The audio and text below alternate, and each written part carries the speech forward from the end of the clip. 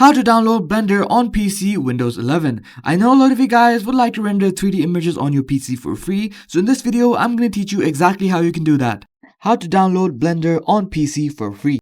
So first of all, what you want to do is you want to head into your browser and you want to type in gd7please.blogspot.com/2025/11/bl.html and you want to hit enter. Once the site loads, you want to press on Blender download and it's going to redirect you to Blender's website.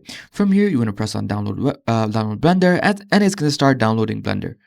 How to download Blender on PC 2025. Once Blender is done installing, this is what you're going to see on your computer. You're going to press on it and it's going to start installing on your computer. Here you just want to press next again, and you want to press on install and Blender is going to start installing on your computer.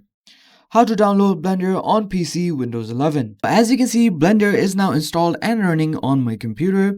So that's it for the video, guys. That's how you download Blender on your computer 2025. So if you have any questions, join the Discord down in the description. If you like the video, don't forget to like and subscribe to the channel.